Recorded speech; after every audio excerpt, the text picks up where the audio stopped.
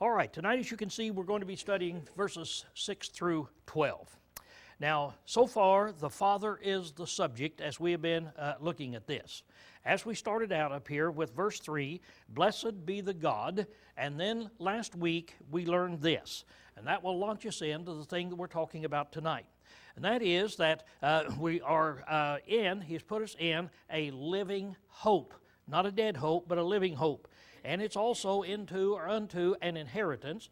And that inheritance and the living hope obviously are the same things there. The inheritance really means a property received or to receive by inheritance, and that is the heaven that's going to be our home. Now, we looked at these, and we're not going to redefine them tonight, but we looked at them, and that is when we get there to heaven, what we have in that eternal home is it's incorruptible, not affected by age in any way, it's undefiled, that is totally pure, nothing bad in it. It fadeth not away, time is not affected, doesn't have any effect upon it, it doesn't even fade as it goes on, and then it's reserved in heaven for us. That is, we're guard means guarding in there, and in heaven, this is the location of where it is. Now, that's where we got down to the last time, talking about that very thing. So now then, tonight, I want us to start out with that thought, and I want us to see this. That is, so far, we have learned that you are guarded down here by the power of God. And the power that God uses is faith. Now, stop to think about it in this way. Romans 1:16, for I am not ashamed of the gospel of Christ, for it is what? The power of God unto salvation. That gospel is what will take you into salvation. There's no other thing that will guide you into salvation other than that one thing, the gospel, which is the power of God unto salvation. Now, let's look at faith. What is faith?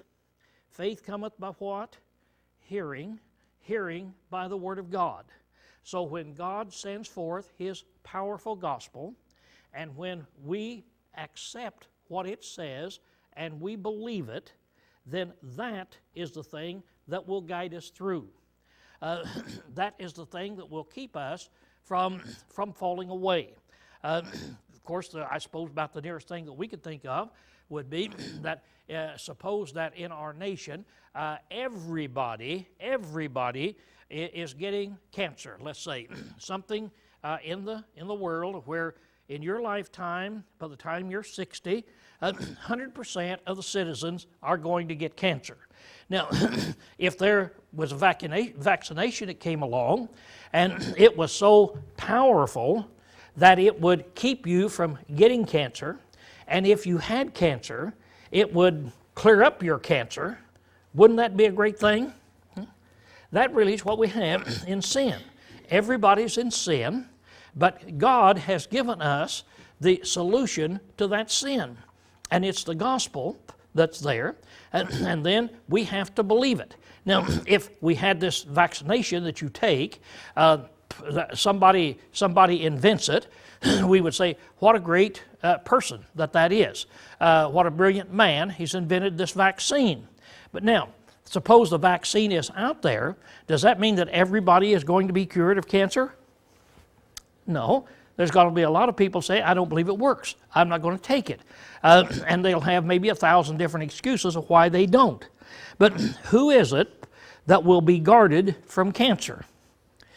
It's the people that take it, that absorb it. And so it is with God's Word. That God guards us. He gives us that power into salvation.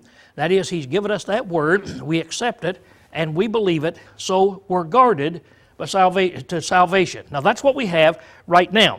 Now then, as we look at what's up here, we've been talking about this living hope. It's an inheritance. It's salvation. And as we've already seen Peter said, it's reserved for you in heaven. Now think about it in this way, that how assured we are. What's the key word of 1 Peter? What's that word? Hope. See? So how much hope do we have? Well, we have this hope down here, while we're down here, if we will have that faith, believe God, trust Him, live by His Word, then we have that hope because God has told us that we will be cleansed of our sin then in that way. Now then, up in heaven, Jesus has said, I go to prepare a place for you. And the beautiful thing is that Peter here says that it's reserved for you in heaven. Now, if you're taking a trip somewhere and you know you're going to be in Kentucky the 15th day of next month, you call ahead to a motel and you reserve it. In order to guarantee the reservation, you have to give them the credit card number. So you give them the credit card number. So it's reserved. Isn't that kind of a comforting thing to know that you're driving along and maybe there's an accident up in front and you have to stop and you're going to be an hour or so late? And if you didn't have it reserved at 6 o'clock, the computer kicks it out and somebody else is going to take your room. But if you've given them the computer number, or your credit card number, it's reserved for you. It's there. And you say, no, we have a reservation. Think of heaven in that way. You have your reservation in heaven. Now, God is doing both of these.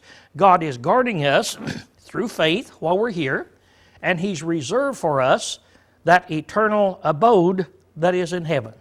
So it's a wonderful, beautiful thought that we've got.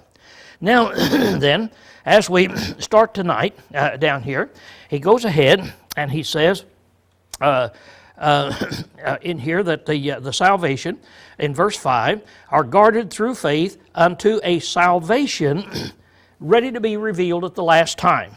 So now here we have this salvation. Now the salvation, of course, is the same thing as our inheritance or our living hope.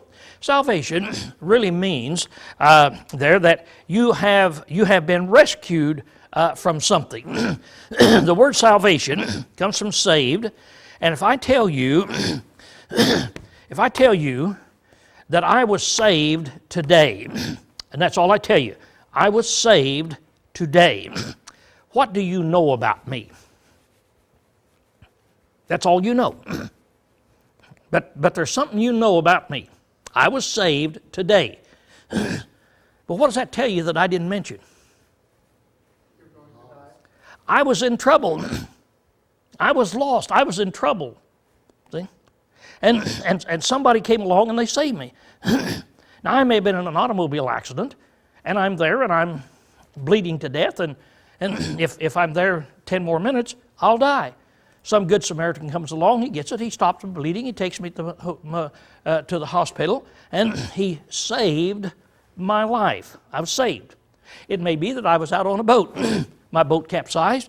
I'm out there in the cold water, treading water, can't swim to the shore. Somebody calls the Coast Guard, or somebody just comes by. They throw me out a rope, they pull me in their boat. I come back. What could I tell you tonight? I was saved today. Now, when I tell you I was saved today, what's the only thing that tells you? And what is it doesn't tell you? What's the one thing it tells you? I was in bad trouble. I was getting ready to be totally lost. In what way? You don't know until I go ahead and tell you. You see what it is. But you know I was totally lost. Now, in the spiritual way, in here, we now have salvation. That we're going to be saved. Now, we're going to be saved. When we're saved, what is it that we're going to have? Look up there. What is it he's already talked about? That we have that living hope. That we have that inheritance. That's what we're going to get. That is our salvation. What would that tell you now if this is all you knew about the Bible? All you knew about the Bible was, I was saved today. And as a result of being saved, I now have an inheritance with God, and I have this living hope. Does that mean I was saved from drowning in the water? An automobile accident? No. I'm saved from being lost, not having these things. It doesn't tell you how bad the other side would be, but that is what salvation means. That I was saved from destruction, and now then, that is what I've got. Now this salvation is ready to be revealed at the last time. We don't see it now, but it will be revealed at the last time. If somebody gives you Dina was sent on a seminar from her job this past week. She was sent to Orlando, I think it was. And so down there in the Marriott Hotel, man, wow, that's great. I brought it up on the computer and looked at it, and it's just awesome. You just look at it, wow, it was just awesome. Now, she sees the picture of it. She gets on the plane. Do you suppose she's looking forward to getting to the hotel? Well, yeah, she is. But when will it really be revealed to her what it is? Whether it's nice or whether it's not nice, see? At the last time. When she gets there, she goes up, I'm here. Now I see what it is. So I'd teased her before she left, and we both know that it was just an awesome hotel. Showed that picture there.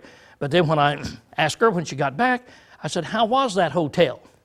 She didn't say, oh, it was just like it was on the TV or on the computer, Dad. She didn't say that at all. Guess what she said? She said, oh, you can't believe it. Oh, the rooms.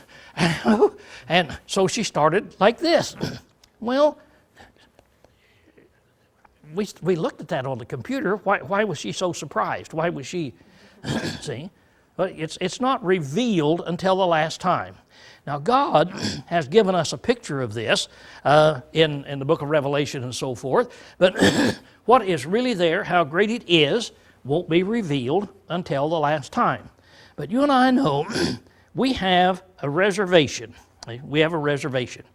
Now, we'd be pretty excited if we were going to that same Marriott, wouldn't we?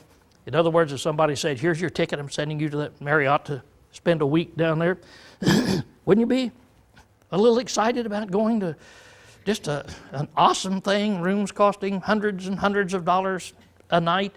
Wow, that's really going to be something. See, I'm going to go down there. It's reserved for me. That's what we need to be about heaven. Instead of going to a hotel that'll make your mouth drop open, we'll be going to a place reserved in heaven, and it's there. It's assured for us. Get ready for your mouth to drop open, okay? Just get ready for it.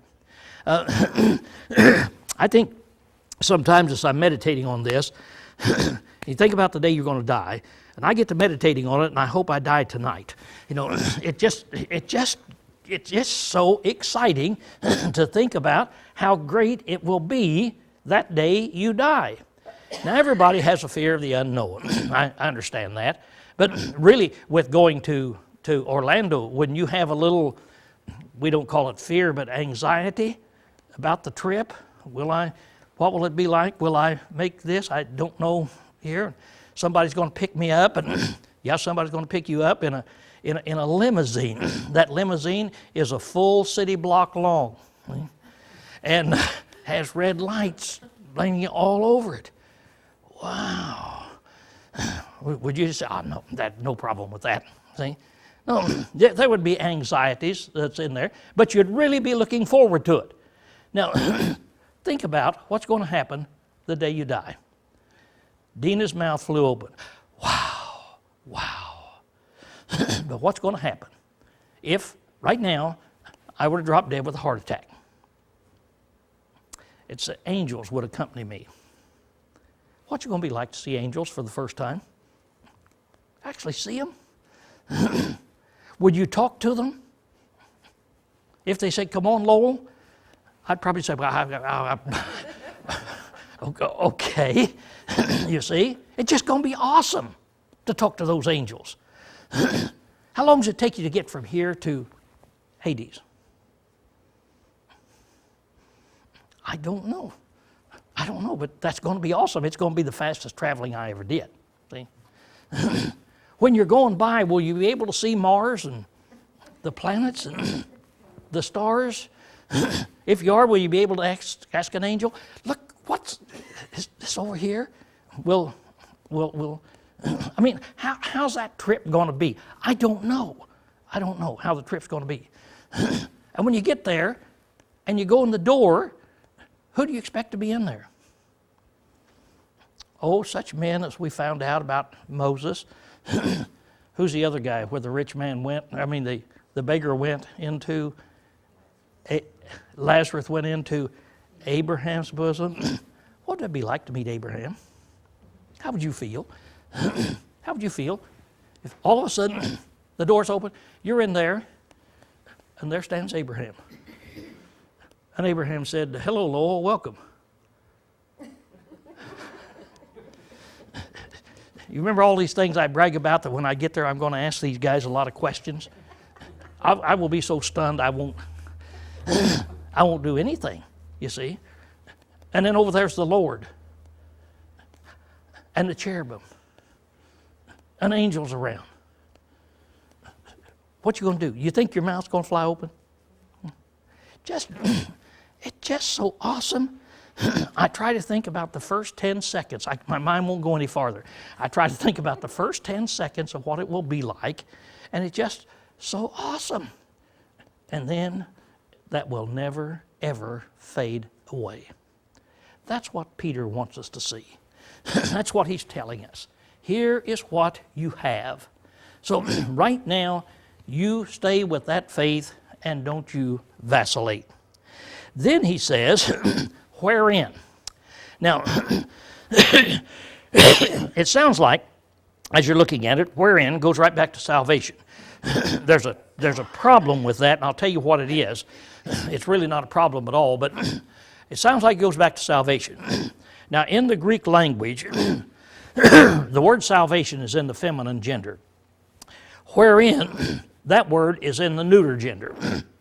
And when they put things in the neuter gender, it means that it's and it's a plural there. So, well, it's in the neuter gender in encompassing all of these things. It's not just one thing.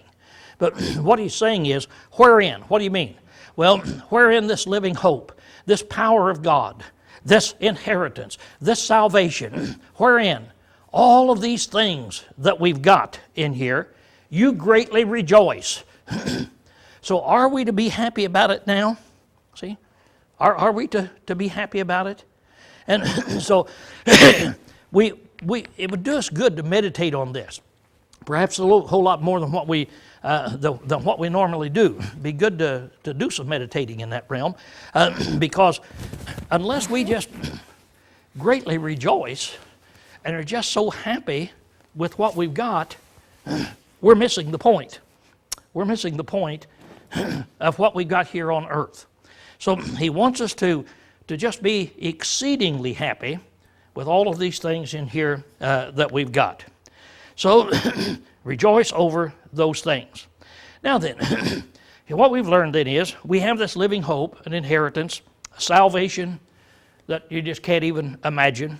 So greatly rejoice in your future salvation, in your future reward.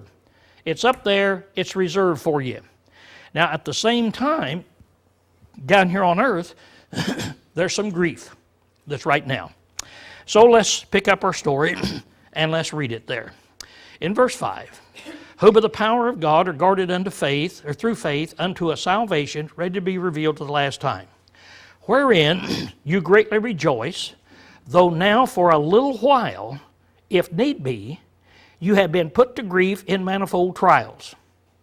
So now, you greatly rejoice about that, even though that you're down here on earth, and it says that it's down here, and for a little while, that means a small period of time in relationship to what salvation really is.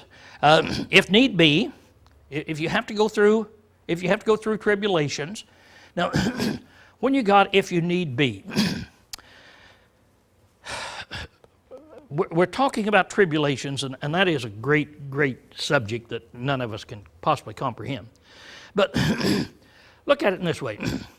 Are there some generations that they're born in a country and a time where there are troubles and problems and persecutions about being a Christian?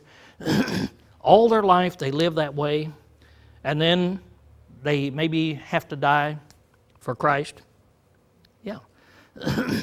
Are there generations that maybe are born in a peaceful time and they live till they're 35 or 40, and then tribulation comes upon them, and the last half of their life they're living in great tribulation? Yeah, those things happen. Are there generations where there's freedoms and hardly any tribulation comes upon you? And you think, boy, there's hardly any you see that you've got? So there's tribulations if need be. There's certain reasons for tribulations and so forth.